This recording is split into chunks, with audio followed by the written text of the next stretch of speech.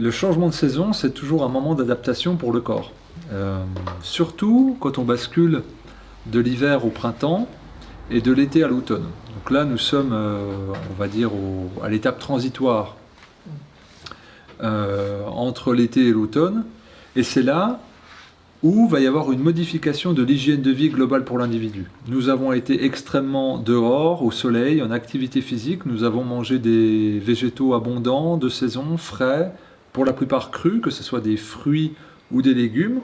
Ainsi, avec tous ces facteurs-là, avec en plus le repos des vacances et les relations sociales épanouissantes dues au déconfinement joyeux et retrouvailles entre amis et entre familles, nous avons augmenté nos facteurs positifs de santé.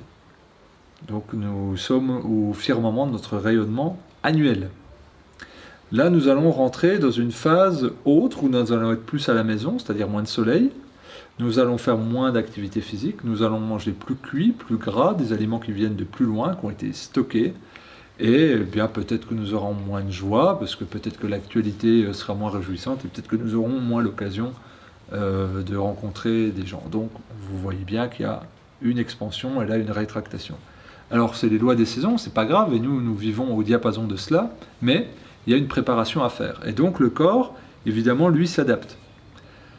On va prendre le problème à rebours maintenant. On va anticiper, on va se mettre plutôt au creux de l'hiver, c'est-à-dire janvier-février. Et puis là, il y a tout un tas de symptômes qui peuvent apparaître chez chacun. Moi, tous les ans, j'ai la grippe. Moi, tous les ans, ça existe d'ailleurs, la grippe? Je sais plus. Bref. J'ai la grippe. Tous les ans, j'ai la laryngite. Tous les ans, j'ai les otites. Tous les ans, j'ai ci, j'ai ça. On sort la gastro. Moi, de toute façon, la gastro, c'est pour moi. Mais tout le monde n'est pas concerné par ça. Il y a des gens qui faisaient, qui ne font plus, et des gens qu'on n'a jamais fait. Les gens me disent, je te fais pas la bise, j'ai la gastro. Je dis alors, c'est ton terrain, c'est mon terrain, puis un virus qui se développe sur des terrains spécifiques ou pas. Virus. Et quand est-ce qu'ils arrivent, ces épidémies de gastro? Une épidémie de gastro. Après les fêtes de fin d'année, que moi j'appelle les défaites de fin d'année. Et là on est content, on revoit les amis. Et on fait quoi? On mange, et on remange, et on surmange, et on sur-remange, et on boit, et on reste bien assis, et on bouge pas, avec des chaudières qui chauffent, on est à 25 degrés, là on déboutonne, et tu revois, faut finir, on va pas acheter, vas-y, reste très bien ce soir, on va rester ce soir. Tu repasseras demain, oui, on se verra chez la Tantuguette, d'accord, ok, puis on fait la tournée de tout le monde. T'as pris ta semaine de vacances, t'es défoncé, tu reprends le boulot et là, tiens, une gastro. C'est le corps qui dit, ça, cet excès-là, on fout dehors. Et ça va sortir par tous les trous. Le rectum, pour évacuer le plus rapidement ça, et vous connaissez le proverbe, la gastro, si tu prends un traitement, ça dure une semaine, si tu n'en prends pas, ça dure 7 jours. Et si vous jeûnez, ça dure 2 jours. Et voilà, et après quand je dis tous les trous, donc le rectum, mais ça va sortir le nez, la bouche, il y en a qui vomissent aussi, ça coule, ça mouche, c'est gras, c'est épais, et il y en a d'autres, il n'y a rien. C'est l'hygiène de vie. Ce sont des processus et des signaux de détoxination. Que ça plaise ou non, c'est ainsi. C'est ainsi. Donc évidemment, le corps, lui, par un mouvement centrifuge, élimine. Si on accumule des toxines, à un moment donné, notre énergie nerveuse va être dépassé par le seuil au niveau de ce seuil de tolérance toxémique par donc les toxines. Et il va y avoir ce mouvement d'expulsion. Par contre, vous pouvez réduire déjà cette toxémie, ce qui peut vous permettre d'empiler. Alors, je ne dis pas qu'il faut le faire pour abuser de la vie, mais par exemple, ce moment-là, pour moi, est privilégié pour faire une détox, pour préparer au vulnimaire, assainir le terrain et ne pas être vulnérable, entre guillemets, aux virus, bactéries, parasites circulantes. Et depuis une douzaine d'années où j'enseigne pratique la naturopathie, je l'ai vu, mais des centaines de fois, des gens qui changent leur hygiène, et en fait, les choses où ils croyaient être esclaves, la fatalité, moi l'hiver, de toute façon, c'est comme ça, tous les hivers, tous les hivers, c'est comme ça. Et ils changent leur hygiène de vie, métamorphosée. Et en fait, on change leur terrain, en profondeur. Et donc là, ce que je vous propose, c'est de réfléchir à la possibilité d'une cure de raisin. Pourquoi cure de raisin? Tout le monde parle de la fameuse cure de raisin. Alors on pourrait parler des monodiètes, mais j'ai fait une causerie là-dessus, où j'ai détaillé les modes de diète, qu'est-ce que c'est, lesquels on peut faire, bref. Là, je vais refaire un focus, parce que cette année, plus que jamais, je crois qu'il semble un peu pertinent de s'occuper de sa santé. Parce qu'il paraît que c'est plus dur d'aller chez le médecin, chez les praticiens de santé et à l'hôpital. Donc, si j'étais vous, je ferais gaffe quand même, j'allairais quand même plutôt du côté plaisir que plutôt que de l'hédonisme. Enfin, plutôt de la prévention, pardon. On va vers la prévention et pas vers le plaisir et l'hédonisme. Donc, ces raisins-là, qui peuvent faire plaisir, ils arrivent de saison. C'est le fruit solaire par excellence. C'est gorgé de soleil, ça explose de sucre. Et ça arrive à un moment opportun, fin de l'été, de ce moment transitoire-là. Mais pourquoi on parle toujours du... Alors, on pourrait faire de monodiète de pommes, très bonne, plein de choses, trucs. Ok. Mais le raisin a des qualités très spécifiques. Pour moi, la plus grande, c'est qu'il est astringent. L'astringence, c'est un goût particulier. Hein. Bon, vous avez le côté piquant, vous avez le côté amer, vous avez le côté sucré, doux. Et donc là, la dominante, c'est astringente. Un peu comme la grenade, par exemple. Ou le citron. C'est-à-dire, vous le sentez, ça assèche un petit peu vos muqueuses. En fait, ça tire dessus, l'astringence. Et bien, ça va faire la même chose dans le corps.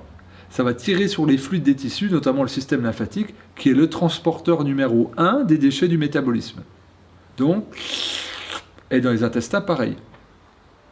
Donc il va drainer les toxines, accélérer le mouvement du système lymphatique, qui est un mouvement autonome, assez lent au repos, plus dynamique pendant l'activité, mais le raisin participe à ça. Mais en plus, il va amener des sucres qui ne sont pas impactants pour les diabétiques. Sur les diabétiques, il n'y a pas de souci, parce qu'il y a beaucoup de fibres dans le raisin, donc ça dilue, la glycémie se régule très bien. Des sucres, vous pouvez fonctionner très convenablement, et vous avez quantité de minéraux. Et d'oligo-éléments et de minéraux alcalinisants.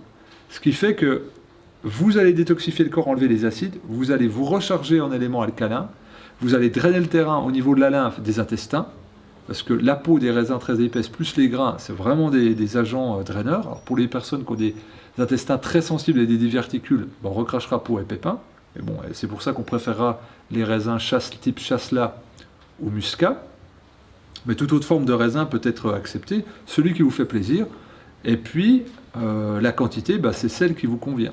Il n'y a pas besoin de manger beaucoup, parce que c'est tellement riche, d'un point de vue nutritionnel, c'est tellement un carburant concentré, solaire, hein, ce qu'on a vu, que ça va vous faire fonctionner, mais avec 700-800 grammes, vous allez fonctionner la journée, même si vous avez une activité à minimum soutenue. Puis après, selon votre rythme, vos besoins, vous varierez le nombre de grappes. Après, la question, c'est toujours combien de temps il faut la faire. Eh bien, ça dépend. C'est combien de temps vous en avez besoin, vous le pouvez. Vous allez perdre un petit peu de poids, mais c'est surtout le drainage qu'on veut faire sentir.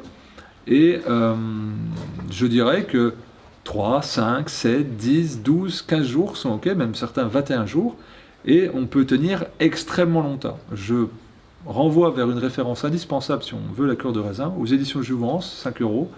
Le livre de Johanna Brandt, une naturopathe qui a près d'un siècle, la cure qui s'appelle sobrement la cure de raisin. Elle détaille tout. Et elle détaille une chose qui est fondamentale, comme le détaille Guy Tenenbaum dans ce livre, petite coup de pub, maison d'édition Exuvie, incroyablement pertinente. Et Guy raconte dedans, donc il a guéri d'un cancer par l'alimentation, le jeûne et la supplémentation. Et il explique dedans que parfois, le jeûne, il faut beaucoup de ressources énergétiques, de ressources minérales pour pouvoir détoxifier. C'est pour ça que dans les descentes alimentaires, on recharge en minéraux.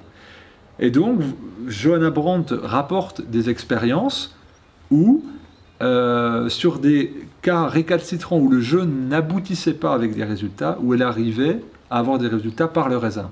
Et c'est ce qu'explique Guy, mais c'est ce qu'expliquent aussi les études que présente Guy dedans, c'est que pour certaines personnes sous-vitales, et quand on est en phase terminale de cancer, en général on a peu de vitalité, ou hypertoxémique, ou très carencé, généralement c'est un peu un cumul des trois, eh bien l'apport nutritionnel, c'est pour ça qu'il parle des compléments alimentaires, pour pas dire c'est la panacée ou c'est ça qui fait que, c'est dans cet espace-temps de gestion de crise d'urgence, il faut nourrir la cellule, ce que ne va pas faire le jeûne efficacement.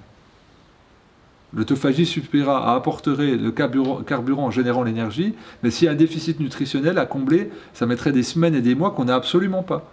Donc on va prendre ça. Et donc pour certaines personnes, la cure de raisin, en termes de résultats purs, serait plus bénéfique que le jeûne. Alors ça peut faire grincer des dents, ça peut paraître paradoxal après tout ce qu'on a dit pendant une semaine, mais vous voyez que c'est complètement cohérent. Ça dépend d'où on part, on est sur cette fameuse notion de terrain.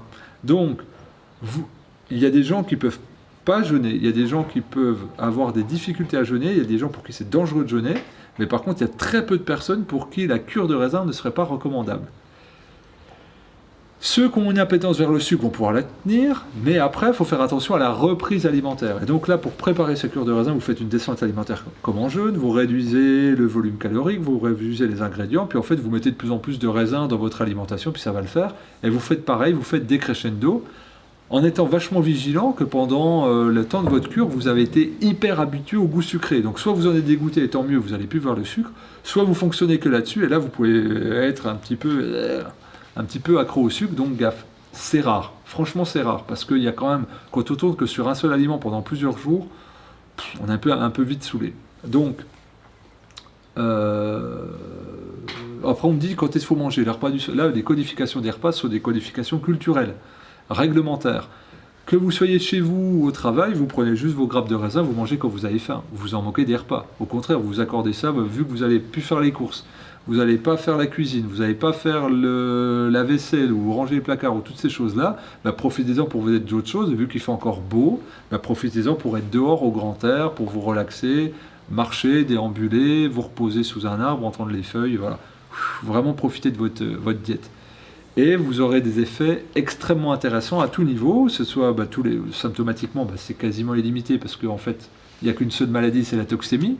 Et si vous réduisez le volume de toxines, en réduisant l'apport alimentaire, le nombre d'aliments, puis en plus en ayant choisi un aliment qui est régénérant et détoxifiant, par son astringence et son côté reminéralisant, là il y a tout qui s'ouvre à vous. Donc la seule consigne que je vous dirais, c'est prenez le bio, faites-vous plaisir, ne programmez pas de durée, et quand ça vous écœure, vous arrêtez.